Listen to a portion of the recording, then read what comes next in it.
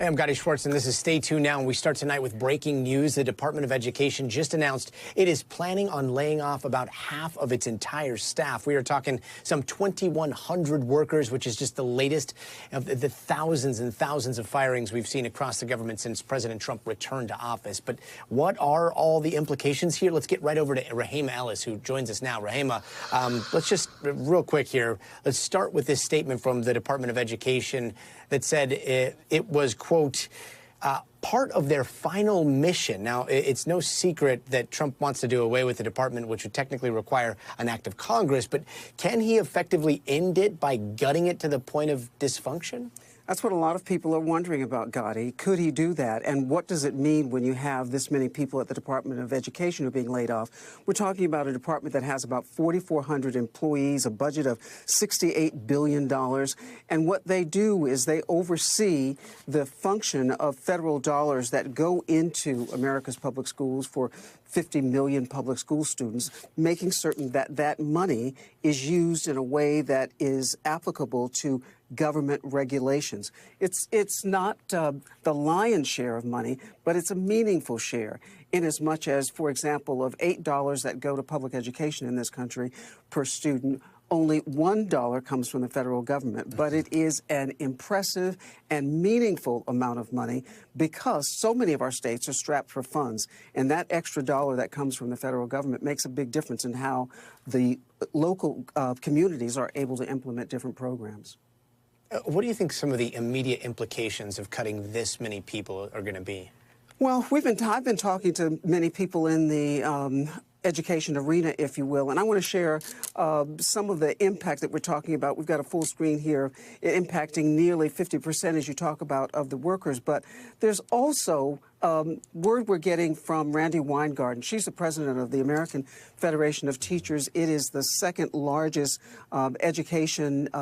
teachers education in the country. And some of what Randi Weingarten was saying here is that the massive reduction in force of the Education Department is an attack on opportunity that will gut the agency and its ability to support students, throwing federal education programs into chaos across the country. This move will directly impact the 90% of students who attended public schools by denying them the resources they need to thrive. It's a dramatic statement from Randi Weingarten. There are others who take a more tempered approach to what this means. For example, some people may say, what does it mean about my children going to school in the morning? There is school in the morning for all of the children in our country. Teachers are expected to show up. The children are expected to show up. But there's concern about what could happen, and it might be a dramatic impact, if the federal government, if Congress were to deny the funds. We've got, again, some 50 million public school students, but, Gadi, it should be mentioned here, almost 7.5 million students with disabilities receive money from the federal government that allows them to be integrated into a traditional school setting and to help pay for those special education teachers who help those students. Also, 26 million students across the country from low-income backgrounds. They rely on what's called Title I funding that comes from the federal government. And this goes to supplement those students who are in low-income or poverty districts. And that's not just in big cities, but that's in rural areas around our country. So if Congress cuts that funding, we could see a huge impact. But some are saying, as long as that funding is still in place, what we're looking at is how the administration of these funds are implemented across the country. It may mean that when people have an issue about federal funding and they call into Washington, it may take a longer time before they get a response to their questions. Gadi? Yeah, Rahima, I'm so glad you brought up some of those programs like Title I. I mean, and correct me if I'm wrong, but I believe that Title I predates the Department of Education, or at least a program that was Title I predates the Department of Education. And there's been talk that Title I and those programs will continue but possibly be diverted to other departments? Do we know what is safe here and what is truly in jeopardy, or is everything just a big question mark today? I think there are a lot of question marks tonight, and that's why you're seeing the reaction that you're getting. People really don't know. There has been talk that issues like those regarding students with disabilities, it might be moved into the Department of Health and Human Services. Any issues regarding civil rights violations for students, maybe that would go into the Department of Justice, and it would go on and on. So the money might still be there. But we haven't heard any reaction from Congress yet. Congress is the one that appropriates the funding for these different programs. They've been busy tonight with matters of the budget. And I suspect now that that seems to be resolved for at least a while, we're going to hear something from Congress. But right now, it's the people who are administering these programs in the sense of the funds. A lot of them are in a traumatic situation tonight because they've been told that they now have lost their jobs. They are personally impacted. And now the question becomes one of how schools across America will be impacted as this process of laying people off and this effort to do away with the Department of Education by the Trump administration continues, Gadi. Yeah, it continues right in the middle of a school year. Raheem Ellis, thank you so much for all of that. You bet. And just before all of that news broke, somehow the president walked out of the White House with Elon Musk at his side to have the time to buy himself a Tesla. Oh, that's beautiful. This is a different panel than I've had. Everything's computer. Mr. President, which car are you going to buy? The one I like is that one. Hey, how does this work? And I want that same color. All right. Are you going to put down a credit card? Elon, would you take a personal No, I'm going to give him a check. A strange moment in the White House front lawn. History happening as Tesla's stock has been pummeled. Some have been boycotting the company in protest of Elon Musk and his special government Doge employee status. Some have also been setting fire to Teslas and vandalizing cars and superchargers and dealerships. And now the president is saying he wants to see that kind of crime labeled as an act of domestic terrorism. Some say they should be labeled domestic terrorists. I will do that. I'll do it. I'm going to stop them. We catch anybody doing it because they're harming a great American company. And Vaughn Hilliard joins us now from Washington. Vaughn, I mean, the left is seeing this, and they are saying crony capitalism. The right is saying the president is paying full price for an American-made car, and they're pointing fingers at radicals literally attacking Teslas with fire. But the big question here is, like, given Elon Musk's special government employee status, is there a government ethics clause or anything against this kind of thing? Yeah, there's a law that you're not to promote through official business, through governmental business for private gain. And today was a clear, apparent breach of this. This is something that typically we would see the government ethics office step in and, issue a warning or talk about that potential breach. But the president just last month removed the director of this separate agency of the executive branch. And, if you go back to 8 years ago, Gadi, it was Kellyanne Conway, who was working at the White House at the time, who had promoted Ivanka Trump's brand and urged Americans to go and buy her products. And she actually was rebuked by Sean Spicer, who was the press secretary at the time, and by this very agency. And we even heard Republican lawmakers that said that Kellyanne Conway acted inappropriately by promoting a private company through the official public White House here. And so today was effectively a sponsorship of great magnitude for Tesla. We should note over the last 3 months, Gadi, the Tesla stock has gone down more than 50% since Elon Musk became heavily involved in the transition ahead of his inauguration. And so really this is quite something, but we should be very clear, outside of the norms, the White House is not typically used in this way. And I'm sorry, we were playing some video there. There was a picture that caught my eye, and I'm not sure if we can pull it back up. It's the first time I've seen all the video that's come out of there, but it was a picture that showed a note that possibly had like a breakdown of the costs of the Teslas. And again, I'm not sure if we can pull that up. It's the first time I'm seeing that picture here. That's like a detailed, like, MSRP kind of list that you see there. What does that tell us?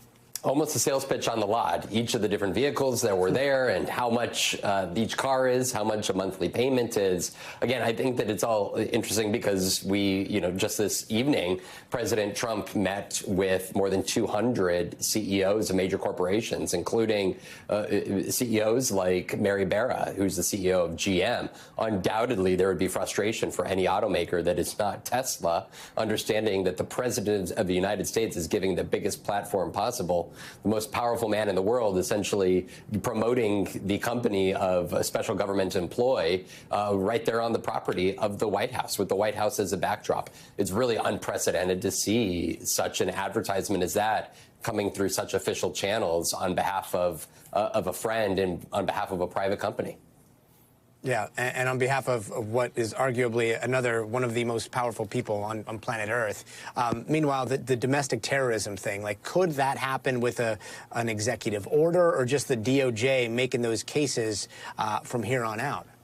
Right. That's where this Department of Justice has really indicated that it intends to investigate and work in ways that are kind of unrivaled to previous administrations in recent history. And that is where you could very well have a U.S. attorney in a particular jurisdiction go and seek charges against individuals, convene a grand jury, and go and get an indictment. Obviously, you got to go prove your case in the court of law before a judge, but there is a keenness from the Department of Justice and Attorney General Pam Bondi to push the envelope here and do good on the words of the president, and this could be another example of that. Interesting stuff. A very interesting day and age we live in. Vaughn Hilliard, thank you. Thanks, friend. All right, so here is the plot line for today's tariff war with Canada. It started with those 25% tariffs, and Canada said 25% surcharge on electricity. Then Trump shot back with 50% tariffs, and you should become a state. And then Canada started threatening to pull a very big power cord, and all of a sudden, somehow it might have all been reversed in the process. Now, if you had trouble following all that, so did the markets. Once again, they are closing in a sea of red, kind of like the temperatures in both U.S. and Canada for most of the day, with Ontario Premier Doug Ford slapping that surcharge on electricity coming into the U.S. from Canada. But in response, President Trump doubling that tariff on steel and aluminum imports from Canada and basically saying, we don't need your electricity, and declaring a state of emergency to make sure that we keep the lights on here. Well, soon after that last threat, Canada seemed to back off those electricity surcharges, and Ford telling Aaron Gilchrist this. Cooler heads have to prevail here or will decimate both economies, and we're seeing it over the last few days. I can't stand tariffs. Let's work things out. Let's sit down. Let's make both countries prosperous.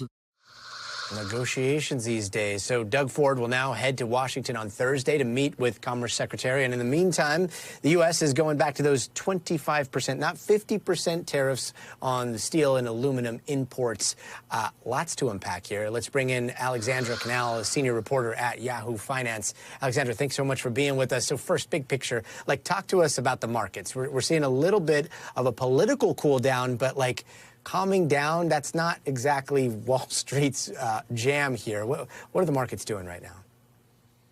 Well, markets are spooked. Clearly, we've seen a lot of volatility over the past several days, and a lot of that has to do with the political uncertainty, the back and forth trade policy that you were just laying out. The average consumer is confused, the investors confused, markets are confused. They don't really know what to make of all of this. And there's been a lot of fear within this market, and a lot of it has to stem from something that's been referred to as stagflation. Now, this is a very bleak economic scenario where inflation would persist, unemployment would tick up, and growth would slow. And to that point, we've heard from a few prominent Wall Street firms like Morgan Stanley and Goldman Sachs lowering their full year GDP outlook for 2025, specifically citing a lot of those policy uncertainties like tariffs, along with Elon Musk's Department of Government Efficiency, otherwise known as DOGE. What is the ripple effect of that? How is that going to impact the labor market? And then with the inflation picture, too, we've just seen really stubborn stubborn prices. We're going to get another look at that tomorrow with the release of the Consumer Price Index. But this is coming at a time where a lot of sentiment surveys are really pointing to a consumer that doesn't feel so good about where they're at with their finances. They don't feel good with the stock market. And certainly in the medium to long term, they don't think inflation is going away anytime soon. And that's all being reflected in this market right now. And how intertwined is our economy with Canada's? Very intertwined. When you think about aluminum imports, Canada's #1, followed by the UAE and then China. Steel, same thing. Canada's #1, and then Mexico is #2. So these are our neighbors, and Canada in particular is someone we've frequently done trade with. So a lot of experts out there have been a bit shocked that Trump has been so aggressive with these tariffs, specifically on Canada. And we've seen a bit of a response from the Canadian government. You were just talking about sort of that electricity tax that they threatened. And we've even seen some consumers push back as well. Brown Forman, that's the owner of Jack Daniels, they said that there have been some store owners in Canada that have actually taken those U.S. products off of their shelves in retaliation. When you think about things like consumer travel, right? There's a lot of tourism that happens between the United States and Canada. That could have a ripple effect for GDP. So we are neighbors, we are allies. The trade is alive and well. And that's something that the longer that these tariffs continue, the more intense that these fights escalate, we could definitely continue to see the impact of that. And sometimes it does seem like Wall Street is like, I don't know, the internet, where bad news travels way faster, good news not so fast. And yet, you know, tomorrow we may see the Trump administration claiming victory, saying, look, like, my tough talk on tariffs have worked. Canada has backed down, at least when it comes to this electricity surcharge. Do you think the markets will see it that way? Maybe. You know, markets like certainty, and there's a lot of uncertainty happening right now. Markets are often referred to as a forward-looking indicator, right? So if you're trying to predict if something bad is going to happen, markets certainly think that we're in for a wild ride. Now, I will say, heading into 2025, U.S. stocks in particular were very overvalued. They were driven by a lot of these big tech companies, names like NVIDIA, Microsoft, Apple, Amazon. They powered a lot of those gains. And now we're seeing the unwinding of a lot of those trades. And especially relative to the rest of the world, the U.S. stock market is incredibly expensive. So there have been some analysts out there who have said, look, this pullback was inevitable. Perhaps it's happening a little quicker than we initially anticipated due to some of these policy uncertainties. But then on the flip side of that, we saw a very intense Trump bump following his win, because a lot of folks thought that we were going to see those protectionist policies like deregulation, for example, tax cuts happen quickly. We haven't really seen that yet. He really has gone all in on tariffs right away. And tariffs, again, can lead to that inflationary spiral that could weigh on global and domestic growth. So that is really where it all boils down to. But it's a big TBD factor, like we've been talking about. Tariffs have been a negotiation tool. We don't really know exactly how this is all going to play out, what other tariffs could potentially come into play. But markets are certainly paying very close attention. Yeah. Yesterday we were talking a lot about corrections, and after the day was over, like, I found myself thinking, like, correction to what? Like, this is a whole new world that we're living in. You just broke it down perfectly for us. Alexandra, thanks so much for joining us.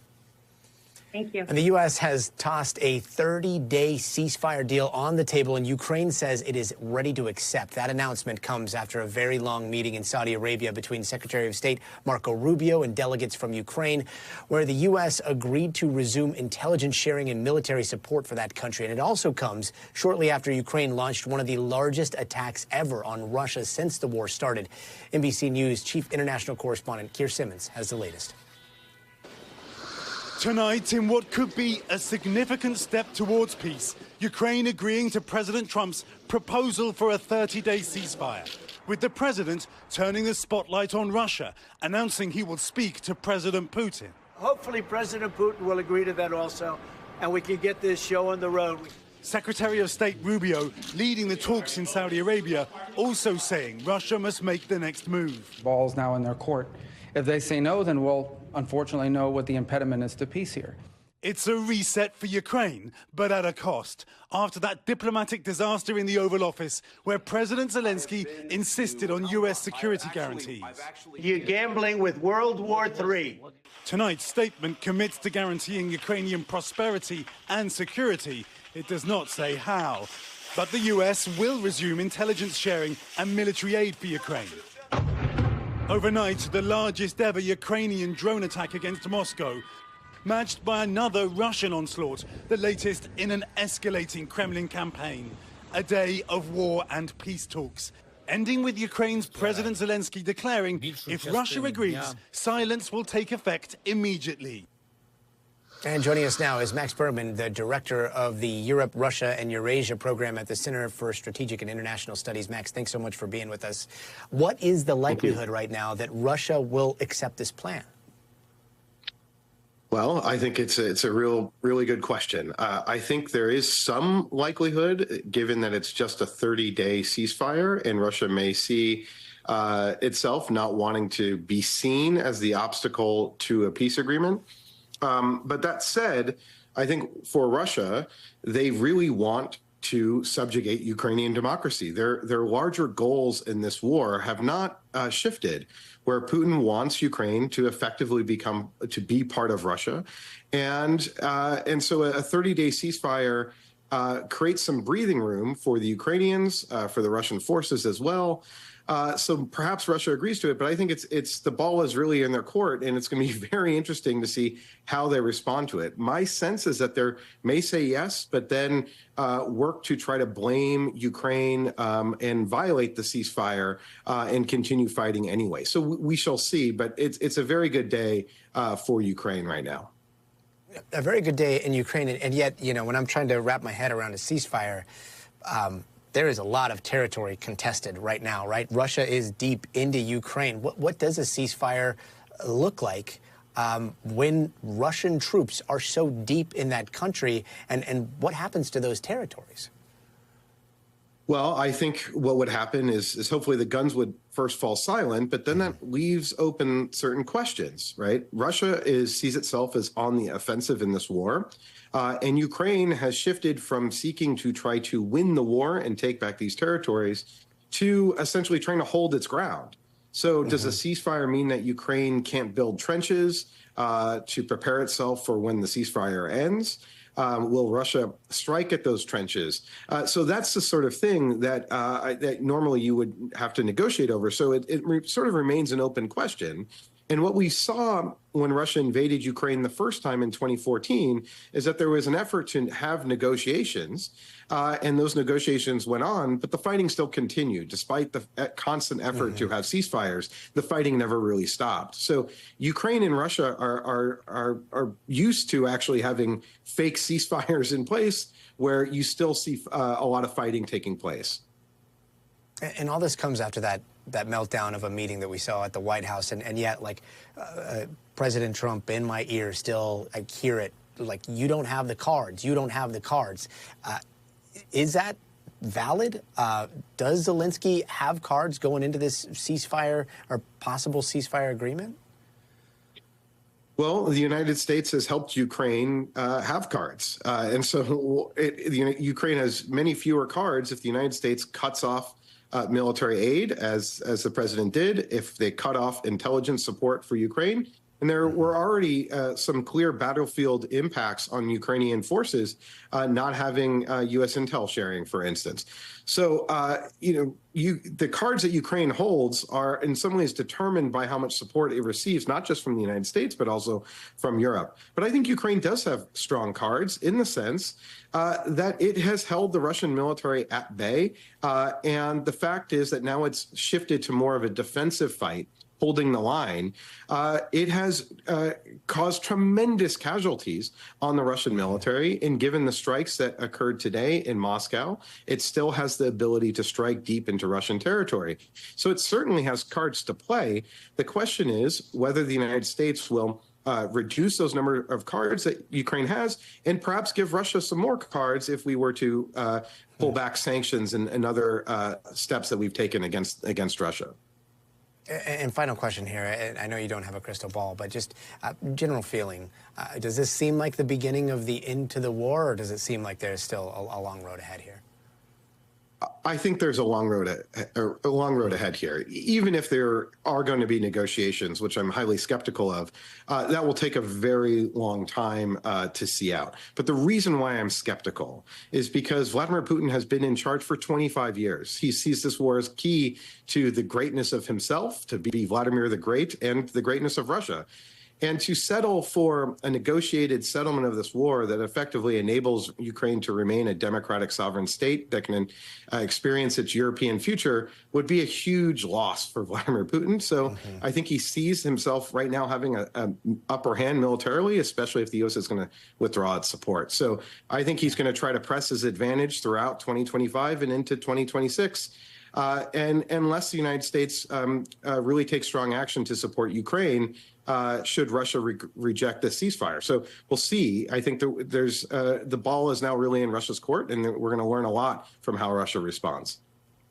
Always appreciate the reality check. Max, thank you. And turning now to immigration and a drastic reworking of the CBP One app. That's the app that migrants were told to use under the Biden administration to start their case for asylum. Well, now it has been relaunched as the CBP Home app to be used by migrants to, quote, self-deport. Now, that app all started after the surges that we saw at the border under the Biden presidency and was used to schedule appointments at ports of entry and apply for asylum. But now that app basically gives migrants what appears to be somewhat of an ultimatum, with the DHS Secretary Kristi Noem writing, the CBP Home app gives aliens the option to leave now and self-deport so they may still have the opportunity to return legally in the future and live the American dream. If they don't, we will find them, we will deport them, and they will never return. Now let's bring in NBC News correspondent David Noriega. David, exactly how is this going to work here?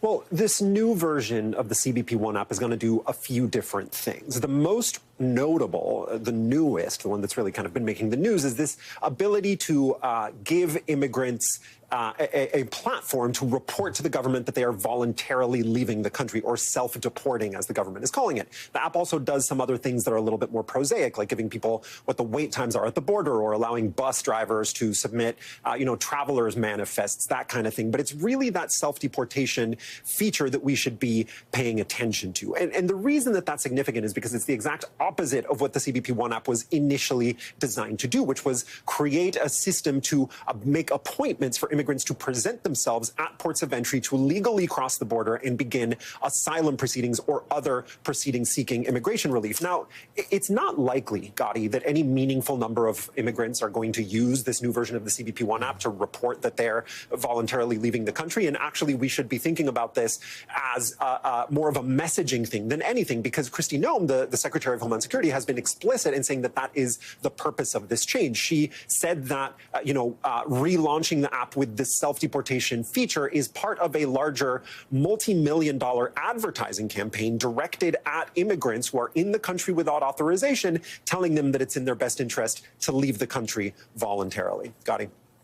And how much of the information that's already in the app from those that were using it before can be used by ICE? And, was this a concern when this was first launched? Because I do remember lawyers talking about this. Yeah, it was definitely a concern. So just a little bit of background. I, for example, have talked to a lot of Venezuelan immigrants who came into the country using the CBP One app and subsequently, obtained other forms of a temporary status, like temporary protected status, TPS, for example, others who are in asylum proceedings waiting for their court dates. Those people did not, according to the laws at the time, violate any laws or violate any rules. And they're very conscious of that. They explicitly, they tried very hard not to cross the border illegally and not to break any laws. They waited in many cases for months or longer in Mexico for their CBP One appointments. Those people are now being told that CBP One was not legal, that it was not legitimate, and that therefore their way of entering the country was not legal or legitimate. They describe this as kind of having the rug pulled out from under them. Now, the question that you raise is exactly the question question that those immigrants are asking themselves and that a lot of advocates and lawyers are asking themselves and have been warning about from the beginning, which is that by using the CBP One app, those people directly submitted their information to the government, their dates of birth, their biometric information, when they crossed the border, where they were going in the United States. And the concern at this point is that under the Trump administration, that data, that information will be used to actually go find those people in order to put them into deportation proceedings. Now, there's no evidence that that has actually started happening yet, but that is exactly the concern that advocates were raising, and it's a concern that many migrants have today.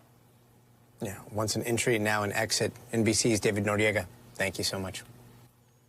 And here are some of the headlines we're watching tonight. 15 people were hurt when a school bus overturned in New Jersey last night. Now, one kid is fighting for his life with critical injuries. Everyone else got out okay with only minor injuries. 31 people were on the bus at the time. And a missing toddler was found dead in Oregon today.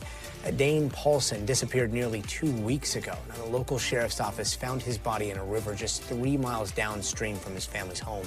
Police there are now investigating. And the government won't be shutting down anytime soon, with the House narrowly passing a resolution today to fund the government through September. Only one Republican voted no, with one Democrat voting in favor of the resolution. Now the bill is going to the Senate days ahead of the shutdown deadline. And Southwest is now charging for checked bags. The move was a bit of a shocker for a lot of people. That separated the low-cost carrier from the rest of the industry for such a long time, but that new policy is going to start at the end of May. And Oklahoma is reporting its first 2 cases of measles. Officials there say the 2 people had exposure to New Mexico and Texas, that those outbreaks that they saw there and may have been linked. There's now more than 200 cases across the country. And don't go anywhere. We are just getting started. Later this hour, Guatemala's volcano Fuego is erupting and threatening thousands of people in its path. We've got the stunning images. But first, COVID isn't exactly a thing of the past, but it has already been 5 years since the world as we know it changed. And for some people, life has never been the same. More after the break. 5 years later, I can't remember my healthy body. I can't remember my healthy mind. Hey, welcome back. It's been about 6 weeks since a Black Hawk helicopter and an American Airlines commercial jet crashed in Washington, D.C. And tonight, the NTSB is calling for some immediate changes. Take a listen. Urgent recommendations require immediate action to prevent similar accidents or incidents. When we issue them, we believe a critical safety issue must be addressed without delay. So what is it? NBC's Tom Costello has the latest. Yeah, a lot of developments today from the NTSB and the FAA, and it all stems from that crash at Reagan National Airport in which 67 people died. The NTSB today came out with just amazing and staggering statistics that in the 3 years running up to this crash, so October of 21 until December of 2024, there were more than 15,000 close calls between helicopters and planes just at Reagan Airport. And in the meantime, when they go back and they look at the data stretching back from 2011 to 24, they were averaging every single month what's called a TCAS alert, an automated cockpit warning system of a collision, at least one going off every single month. And in 85 of the cases, these were very, very close calls, less than 200 feet of vertical separation. So they've had a real problem at Reagan Airport. Now, the NTSB today said, okay, enough of this. The FAA needs to right now take action to permanently stop all helicopter traffic in and around Reagan Airport with a few exceptions, right? Police, medevac, and for example, Marine One, presidential traffic. The FAA had already done that on a temporary basis. Today, the FAA came out and said, we're doing this permanently, dramatically and permanently limiting helicopter traffic in and around Reagan Airport. But then something else. The FAA is also going to employ artificial intelligence to look at that kind of data that I just cited from Reagan Airport that somehow the FAA missed. They're going to run AI on that data for airports nationwide, looking for any close call trends. Is there any other airport in the country where we're seeing close calls, but somehow it's kind of being lost in the ether, and so that the FAA can drill down on it and respond?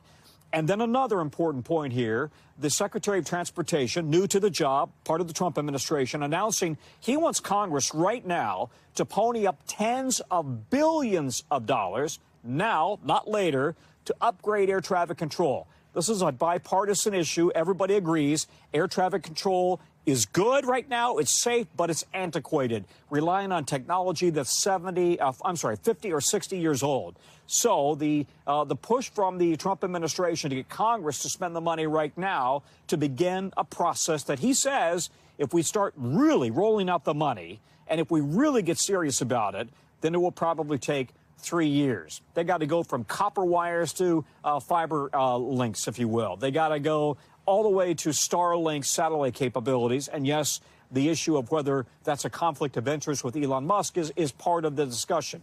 But there's a heavy push right now to upgrade air traffic control. And I'm not sure that it would have come had this crash not happened in Congress's backyard right there at Reagan National Airport. So a lot happening, and it seems to be accelerating as well. Back to you. Tom Costello, thank you. And 5 years later, COVID is not exactly a thing of the past, but so much has changed since it became a global pandemic, especially for the millions of Americans who are still suffering. Dr. John Torres has a story. Empty streets, hospitals overwhelmed, uncertainty and fear. 5 years since life came to a standstill, COVID declared a pandemic and a national emergency. The coronavirus outbreak declared a global pandemic. But for Shamir Sweeney, it still feels kind of like the first day. Medical professionals at those hospitals in Baltimore were telling me, you know what, just give it 2 weeks and you'll be fine. My 2 weeks never came. While the pandemic has faded into the background for many of us, Shamir Sweeney is one of millions of Americans the CDC says is dealing with long COVID, having symptoms that linger long after getting infected. I stopped being able to walk without any type of assistance. Migraines, blurry vision. Sweeney got COVID in March of 2020. She was an English teacher in Baltimore when the pandemic hit. Still, she deals with a slew of symptoms like brain fog, body pain, and memory loss, and has a pile of pills to manage them. This is my acid reflux medication. We've spoken with Sweeney several times over the years about her condition. It's hard for me to walk. I actually just was approved for disability. There are times when I still sit and cry. And now? 5 years later, I can't remember my healthy body. I can't remember my healthy mind. Dr. Mark Sala, co-director of Northwestern's Comprehensive COVID-19 Center, says doctors have several hypotheses for what causes long COVID, but still don't fully understand who's most at risk for it. I see plenty of folks who have, for all we know, a good immune system, have been vaccinated, and have done everything well from that standpoint to protect themselves, and will still come in with 6 months of fatigue. Do COVID vaccines protect you in any way against developing long COVID? Vaccines prevent against severity of infection, and severity of infection is well linked to having bad consequences from COVID infection. And answers may be getting further out of reach, with President Trump cutting the Long COVID Advisory Committee last month to get rid of what he called unnecessary parts of the federal bureaucracy. Long COVID patients like Sweeney say it's a blow. She's also worried about losing government disability support, saying working an in-person job is out of reach. There are days that I can't even get out of the bed. Researchers at Harvard estimate long COVID has cost the economy over $3 trillion between reduced earnings, increased medical spending, and lost quality of life. Even though Sweeney can't return to the classroom, she's now teaching in a new way, founding the Black Long COVID Experience and sharing resources with others. That's my goal, to galvanize more Black people. So as Sweeney slogs through the symptoms, she knows she's not alone. Dr. John Torres, thanks for that report. Coming up, the investigation into that fiery collision between an oil tanker and a cargo ship is taking a turn, while the ship's captain has now been arrested. But first, you gotta see this. There was a man in Peru who had a little too much to drink, fell asleep on some train tracks. Whoa, my gosh, and caught on tape. A slow-moving cargo train actually hit that man, but by some miracle, his arm, that left arm, was the only part of him that was hurt. But a good reminder, this is why your mom told you not to play on the train tracks or fall asleep on them. We'll be right back.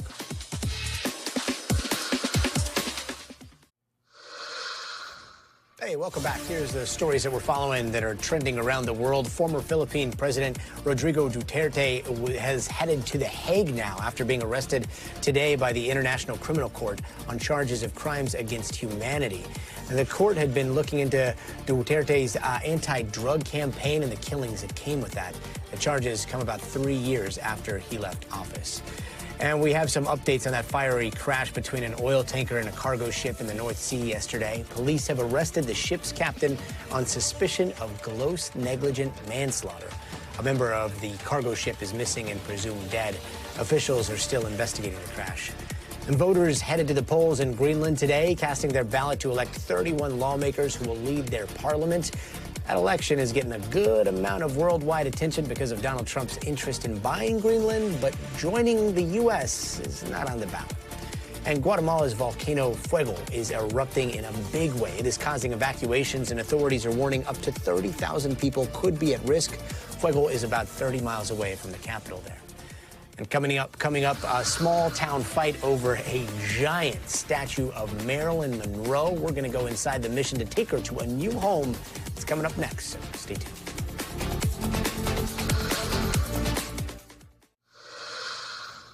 Hey, welcome back. Marilyn Monroe, an icon, an actress, and now an eyesore? Well, town of Palm Springs, California. If you've been there, you know. They are pushing back over a giant statue of the Hollywood star. And Liz Kreutz shows us how the blonde bombshell has found a new home. In the resort town of Palm Springs, it isn't politics dividing the city. It's something much bigger. This 26-foot-tall, 17-ton statue of Marilyn Monroe. Would you ever have thought Marilyn would cause such a stir? No, I don't think very few people thought that. Depending on who you ask, the massive replica of the 1950s star is either a beloved piece of art and photo op. This is going to be the Eiffel Tower of Palm Springs. Or an eyesore. I don't consider it art. I consider it a tourist attraction. Blocking traffic, according to a lawsuit filed by a group of residents, and most notably to fashion designer Trina Turk, ruining the aesthetic outside the Palm Springs Art Museum, where Marilyn has been the last 3 years. We believe the mid-century modern architecture of Palm Springs is really one of the most important tourist attractions. We don't think it should be blocked by a 26-foot statue on a 2-foot plinth. Now, for some of the folks who are against this statue, it's not just that she's blocking the view of the art museum. It's also about the other view. It's absurd that you're going to leave the museum and see the backside of someone's underpants from any era. Peggy Trott chairs the hotel group that bought the controversial sculpture. If there was a Da Vinci there, would people want that covered up? I don't necessarily believe it was ever about underwear. Whatever it is about, a court decision was made. Marilyn must move. $500,000 to relocate her to a park less than 100 feet away. I think she finally found her permanent home. Slightly out of sight now, but hopefully more accepted. Liz Kreutz, NBC News, Palm Springs. Liz Kreutz with the shadiest shade in California. Liz, thank you. And here are some of the stories happening out west that we're following right now. Lori Vallow Daybell, which, as some of you might remember as the Doomsday Mom, was trying to keep cameras out of the courtroom today, but that looks like that's not going to happen. The judge has agreed to allow at least one camera inside of the courtroom. You remember Vallow Daybell was sentenced to life in prison in Idaho for murdering 2 of her youngest children, but she's still got 2 more trials to go. Murder conspiracy in Arizona, and she's due back in court next week. And Utah will be the first state to ban fluoride in tap water. GOP lawmakers there say it's too expensive to add fluoride into the tap water system, and adding that the matter should be left up to individuals. The governor says he will sign the bill soon. And former U.S. Representative Katie Porter says she wants to run for California governor. Polls show she is ahead of the other candidates from both parties, but here's the catch. Porter's campaign team told NBC News that if Kamala Harris decides to run, she'll step aside and endorse her. Before we go, it is time for the future of everything. The world's largest call center turns to AI to scrub Indian accents of its workers. We're going to tell you what that's about in just a moment. Plus, remember those 2 astronauts who have been stuck on the International Space Station for months? Well, their ticket home is getting ready to launch in the next 24 hours. NBC's Marissa Parra joins us live.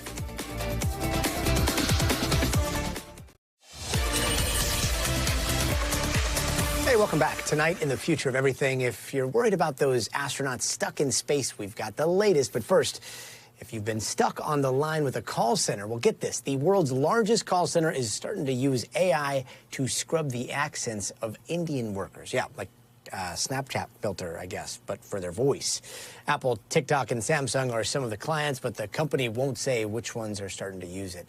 And the deputy CEO told Bloomberg that that tech can, quote, neutralize the accent of the Indian speaker. He called it a win-win for both parties, but we'll see. And Elon Musk's Starlink wants in on the world's most populated market. They just signed a deal with India's second biggest telecom company so they can bring Starlink to India. That's where more than $500 million people still don't have access to the internet. Now they're just waiting to see if the government gives it approval. And tomorrow, Suni Williams and Butch Wilmore will finally be getting the ride home they have been waiting 9 months for, all part of a crew swap that starts with the SpaceX Falcon 9 taking off as early as tomorrow morning. Fingers crossed, and Marissa Parra has the latest on that mission. Ignition and liftoff. NASA astronauts Butch Wilmore and Suni Williams, who blasted off to space last June, are finally about to get their ride home. A SpaceX Dragon capsule rolling out to the launch pad this week, undergoing tests and dress rehearsals with Crew 10, who will replace the current ISS crew, poised for a launch tomorrow night. Aboard the ISS, Suni Williams handing over command of the orbital post in a heartfelt ceremony. Hopefully, we did you proud. To next commander, Alexei, thank you for your za druzhba, za komandировка. Butch ringing the bell as they begin preparations for their ride home. That moment coming almost 9 months later than planned. Let's get going. When the veteran astronauts launched the first ever Boeing Starliner mission to the space station last summer, they expected to only be on the station for a 10-day training mission. But a series of technical problems with Starliner, including helium leaks and thruster issues, left NASA with a tough decision. Days turned to weeks and months before NASA decided in August to have Starliner return uncrewed and have the astronauts hitch a ride with the previously scheduled SpaceX Crew 9.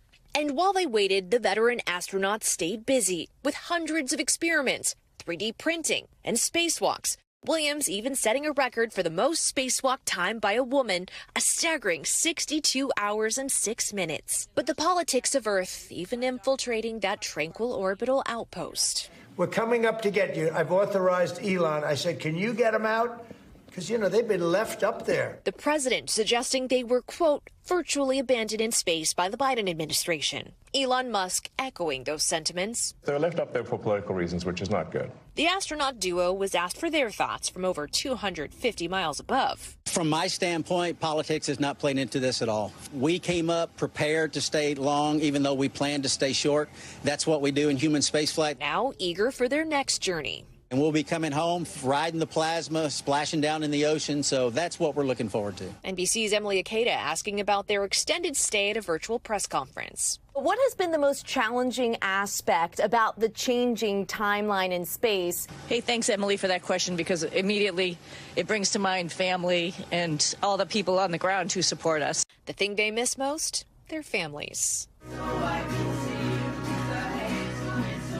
Heartfelt posts by Wilmore's daughter showing the impact of missed holidays and family moments back on Earth. I miss him so much, and I cannot wait for him to hug his neck and see my sister graduate high school. Butch and Suni telling them to hold on just a little bit longer. Say, hey, we're coming back before long, so, don't make all those plans without me. So many hugs coming their way. Let's bring in Marissa Parra, who's on the Space Coast, to talk more about tomorrow's mission.